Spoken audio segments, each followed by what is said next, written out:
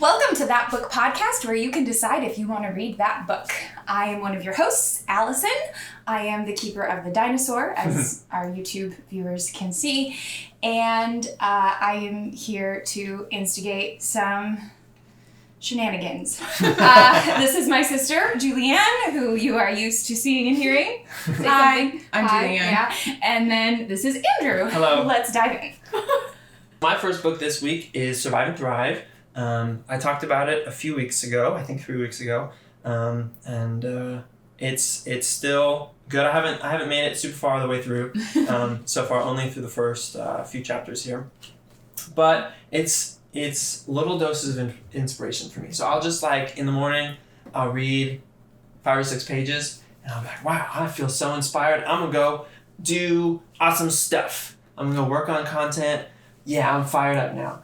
So it's really cool. This morning I read, he's talking about how we need to have empathy for customers and figure out what people's pain points actually are so that we can figure out I think we're still in the ideation phase for our products. Okay. Or we can be. I am, since I don't have a product. And so he was talking about how to use empathy, and using Maslow's hierarchy of needs can be really helpful for that. Because he's like, COVID hits. Suddenly, we're not really looking for self-actualization. We're not pushed down a few notches, trying to just have relationships with somebody. And he's like, so being able to talk to people, being sensitive to those things, and talking to people to understand them, and was really helpful. So, little nuggets of inspiration and little tips. It's been really fun so far. So awesome. Yep. Okay, well, my book, I'm going first with this one because I actually made significant progress on it. I finished Holier Than Thou by Jackie Hill Perry, How God's Holiness Helps Us to Trust Him. And I really enjoyed this book. I think I was telling you that I really like the books that they're theologically deep and you learn something or you see something about God in a new way, but they're still practical. Mm-hmm. And I think I'm finding more and more that that's a really hard balance to strike. So she did a really good job. Nice. And shout out to Allison because she went in halvesies with me on this book when it came out. We pre-ordered it. Wow. So this is half of her book. And this is half her book. So you finished your half of the So book. I finished the whole book. I finished my half and her half. So now I gotta give it back. That's good because I haven't finished. Yeah, either my half or hers. So I started it and then I was like, I am not making progress on this book. Would you like to read it? Because I thought it was really good too. But I also, her other book that I read, I listened to the audiobook. Mm-hmm. And I do a lot more audiobooks than paper books at this point in my life. So I was like, I love paper books. I always want to buy paper books because, I love having them on the shelves. Beautiful. And I love looking, if I'm going to read a paper book, I want to read a paper book more than my phone. Yeah. But I just don't get around to it. I'll listen to an audiobook while I'm embroidering or crocheting or walking or unloading the dishwasher or whatever. But those I don't. Yeah, I don't get to. Makes sense. Yeah. Mm-hmm. So you had an excerpt you were going to read, right? Well, that's for the next book, actually. So it's a little crazy. What do you mean Your that's for thumb the is next stuck book? in that book, though. I know. Just go with it. Wow. Just go with it. Okay, so you are good. It's Allison's turn. I'm good. It's Allison's turn. Wow, this is a stunning turn of events, folks. Because she has her finger in the page on the book she just talked about, but she's saving it for the next book. So yeah, spoiler alerts, redacted. Wow. Okay. All right, Allison, what's your first book? It's an audiobook. Nice. It is The History of Surfing by Matt Warshaw. I feel like you need to be interested in surfing to enjoy it, probably. Or just a fan of random history things, which I am. I read a book about a volcano one time and I don't know. You enjoyed it though. Yeah, but I like books where they pick something really random and then they just dive into it. This one's a little long because it's a 30-hour audiobook, which is a little much. But it's been good because I have decided that I've taken one surfing lesson on vacation and I've decided that I'm a surfer now. Yep. So it's been good because it's cold here. Yeah. What? Well, I was thinking it keeps your surfing. Oh yeah. It is good. It has been a good way to stay in touch with my surfing self during the cold water or the cold weather. And also... Spring has sprung, though, so... Yeah. But also... there's, like, cultural references around... Like, also surfing is more complicated than I realized. Like, there's different forms of surfing and stuff. And, like, surfing in the 50s, like, the best surfers were famous for different things than they were, like, the best surfers in the 60s had different skills than the best surfers in the 50s, and the best surfers in the 70s were doing different things than the best surfers in the 60s. Like, people are innovating in it, and so there's all these, like, forms of surfing that, like, I don't know, because I don't watch professional surfing, like, yet. I know, right? I know, because... Like, we took this one surfing lesson, and I was like, oh, this will be fun. And then I did, and I was like, yeah, I'm going to keep doing this. And it's just kind of I'm a surfer now. Yeah. Nice. Yes. That's really cool. And also, someone was teasing me, and they made a reference to Gidget, and the only reason I got the reference was because I was reading the book, so it feels worth it.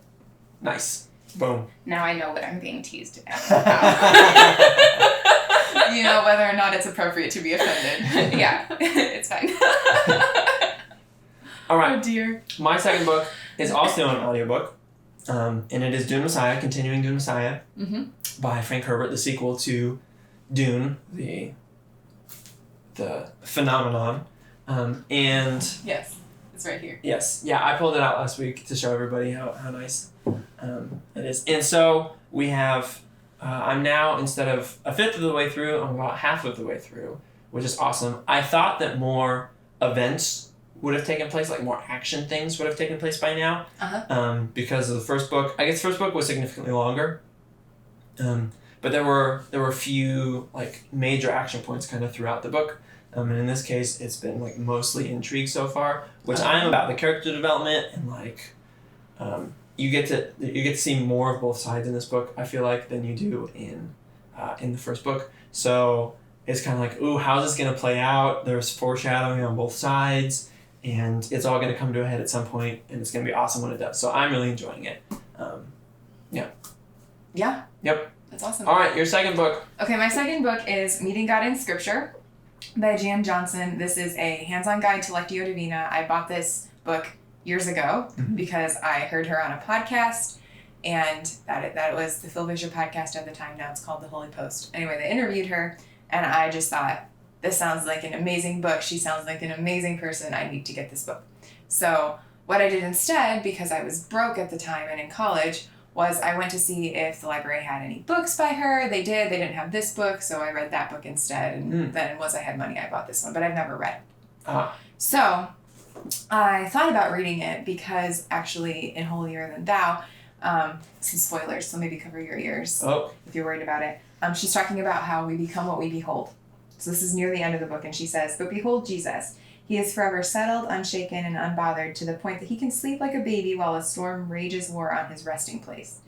And just some of the other... Is that talking about like the storm while he's in the deck and the disciples are like, ah! Yeah. And he's like, oh, no worries. Yeah.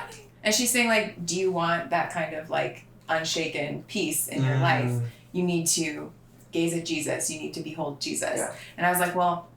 how do I do that? And then I started thinking about like spiritual disciplines and Lectio Divina and like really meditating on scripture. So what is Lectio Divina for people who don't know? Well, that's a really good question. Why don't you answer, Mr. 2 Theology degrees? Oh, okay. It's a way to study the Bible where you read it a lot. There's a few steps that vary a little bit depending on how you do it. But basically you go over the passage a lot, you see what sticks out to you, and you kind of meditate on those things for a little while. Yes. And try to see what action steps you can take from that, and just be with God in a way that you might not normally as you read scripture in day-to-day life. So it's pretty cool. Yeah, and I've never done it, so I was like, I could probably describe it. But anyway, so spoiler alert, I did start reading this. I read the introduction. I read like the process of it, and then I was really excited. I was going to start one of the meditations, and I mostly read before bed. Andrew sometimes will get up and he'll read before going to work. I'm usually like getting up, we do our devotions, I rush to work. Sometimes I get up so late that we have to do our devotions at lunchtime. So I need to get up to do the things, or I need to take some time that's not right before bed to do them. While you're all sleepy. Yes, I'm very excited about it. Yes, exactly. Because I was like, okay, I need to focus on this passage, and then my eyes just started to close, and I was like, okay, well, this is not the appropriate time for this. So. Cool. That's awesome. Yep. Allison's second book? Yep, so I crammed for the test. And I started this book like 20 minutes ago. She was reading it while we were sitting. Yeah, but you made it through the introduction? Yeah, I made it through the introduction. I am on page 4. So what book is this? This is The Time Traveler's Guide to Elizabethan England by Ian Mortimer. I have not read The Time Traveler's Guide to Medieval England, which is apparently his first book. I don't know. He referenced he referenced a book that he made about the Middle Ages in the introduction, and so I assume it's because he was talking about how this is going to be different from how he did the other one, so I'm assuming that it was preparing readers for it to be different because it's probably also the Time Traveler's Guide. Nice. I don't know though. So is it more history? Yeah. Yep. So in this first part, he's describing the Elizabethan England's English person's perspective on landscape, and they didn't really use the word landscape until toward the end of the Elizabethan period. They used country more, where the people and the land and what's on the land is all kind of bound up together. And he's talking about how if you landed in Elizabethan England, you'd be like, whoa, green fields and hills and stuff, and these people are going and charming little cottages, and these people are not going to be impressed by cottages because that's where poor people live. And they're not impressed by hills because they're just barriers when you're traveling, right? You have to climb the hill. They might be useful for sheep or whatever, but orchards, not charming because the good thing about an orchard is that you get food from it.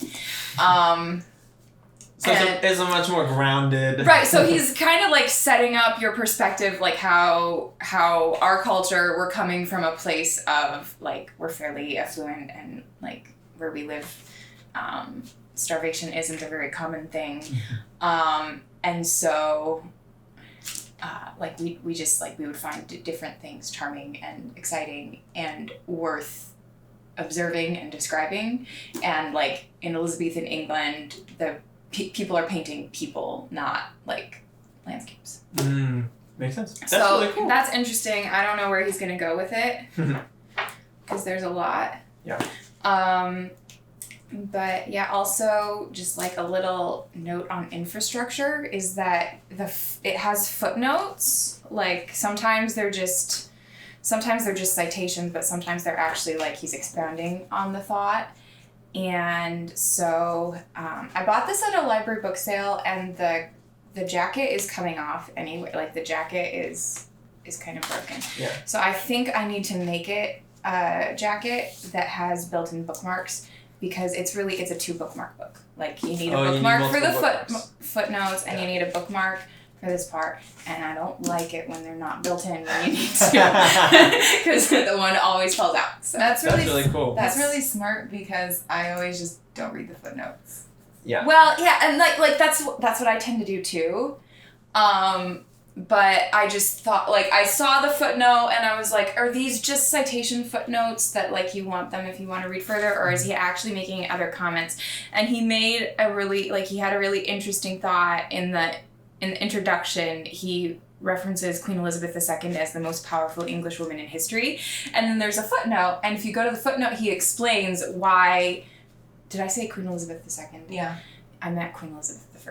Okay, that makes more sense. Yeah. But he explains why Queen Elizabeth I, and he compares her to the other famous English female leaders, and why he would say Queen Elizabeth I is the most powerful. That's really cool. So that was interesting. So now I feel like I have to read the footnotes or else I'm going to have FOMO. Yeah. Because there are other like long ones that are not FOMO. Footnote FOMO. Yeah. That's great. Yeah, and so Gotta get that 2 bookmark life. it needs 2 bookmarks. That's really cool. Wow. That's my note on book infrastructure. All right, my last book is One True Sentence by Craig McDonald. I've been reading it. I talked about it a little bit last week. I was I think I'm about halfway through now, and so we're starting to get some information rather than just setting the scene. So it's like, ooh, we're following these clues now. People are getting injured. Crazy stuff happening. Again, it is a little bit more crass than I usually go for, but I'm enjoying it, and it all fits with the culture of 1920s Paris. So it makes sense. Probably if you'd known before you got into it, you wouldn't be reading it. Yes. But now you're kind of hooked on the story. Yeah. So so I'm gonna finish it up. And, I'm not gonna read it. So. Okay, and then my last book is A Simplified Life by Emily Ley.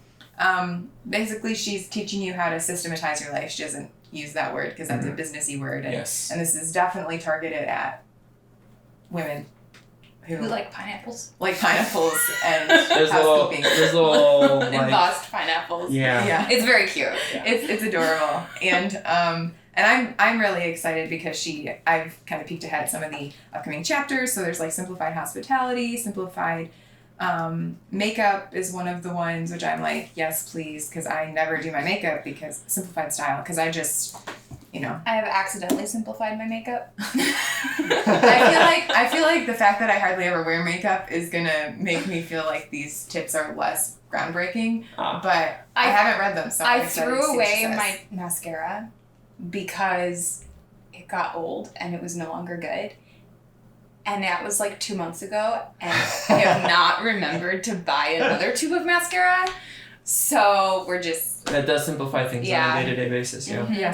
Yes. So I'm excited to see where this is going. Shout out to Molly for giving me this book. Yep. I would not have picked it necessarily, but now that I have it, I'm very excited. Okay. Is that the end of our first segment? That's the end of our first segment. So we have a second segment. It's brand new. Yes. It's not the slideshow. It's not the slideshow. This is Julianne's brilliant idea to get out of making a slideshow this week into another week. Yes. But also, I think it's a great idea. Forget the slideshow. Yeah. Today it is book bracket. Yeah. So if you're watching, you can see our fancy book bracket here that Julianne just made.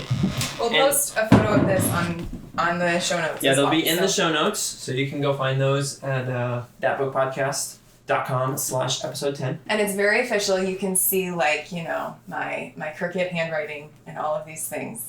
But you have that's excellent okay. handwriting. Oh, it looks just fine. It goes. So we have the books that we read for the first quarter of the year. Yes. Up here. They will be facing off against each other. So we're a little bit behind on doing it. The first quarter already concluded, but I like the segment, and we'll probably do it closer to when the quarter ends next time. Yeah. Well, and I'm sure people have probably figured out. If they haven't, oops. But we record these and then we take a few weeks to post them. So we're recording this pretty close to the end of quarter one.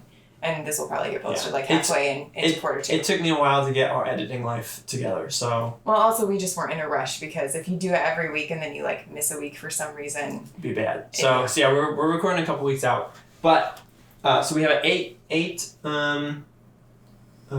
book bracket here. We have the fiction side and the nonfiction side, which Julianne so cleverly came up with. So we have 4 books on each, and some of which we've both read, some of which only Julianne's read, some of which only I've read.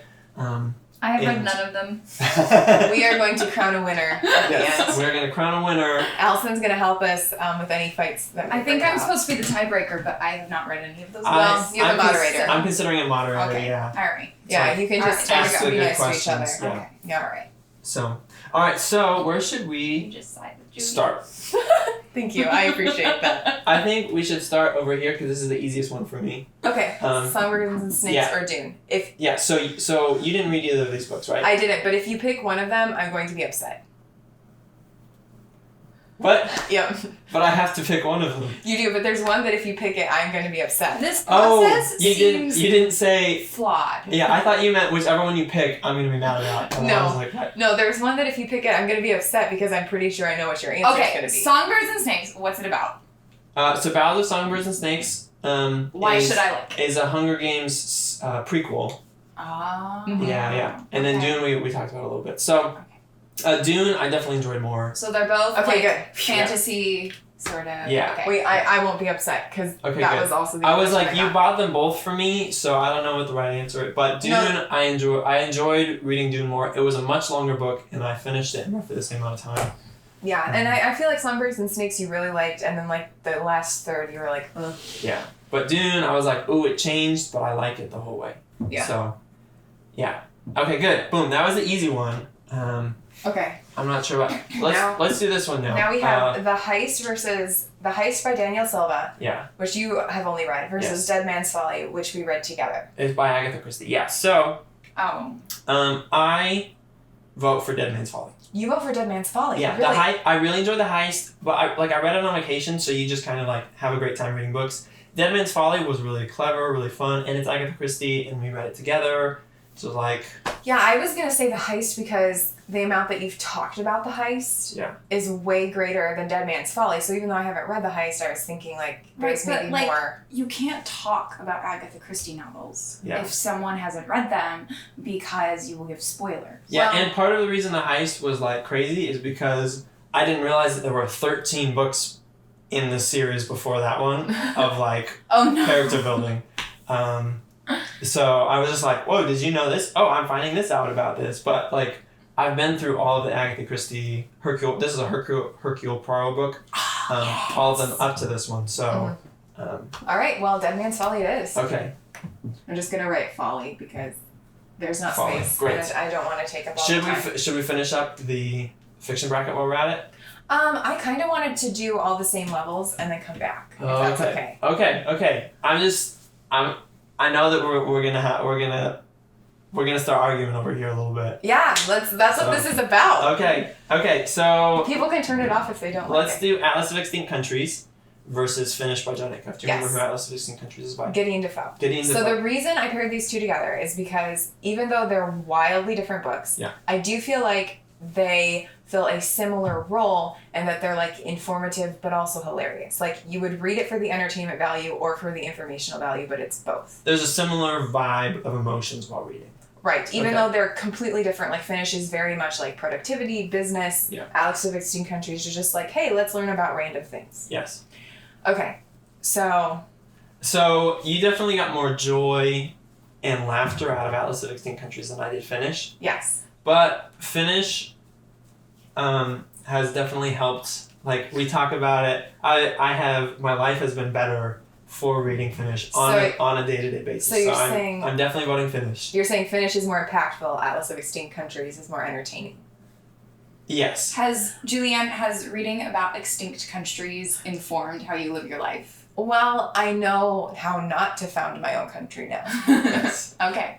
But since that wasn't really on my list of things I was going to do anyway, I don't think it's been super helpful. It was very like enjoyable to read, and I'm really attached to it. Yes. But It was amazing. I can see your point that Finish is more impactful, and since the other bracket is going to be like kind of our heavy hitters, Yeah. I think we probably need Finish to go up against it. I don't think Okay. Atlas of Extinct Countries is going to stand a It's chance. gonna be able to stand a chance against the Yeah, others. Okay. so let's do Finish. Okay. Wow, that was a very strategic reason to pick that right there. I'm impressed with that. Okay, so this one I think is gonna be the hardest This one is going to be first the round hardest. matchup here. Yeah, so this is I Will Teach You to Be Rich by Ramit Sethi. We both read it. We both loved We meet it. Sadie. Ramit Sethi. I am so sorry. We've been working on that. We made a typo on the slideshow about anyway.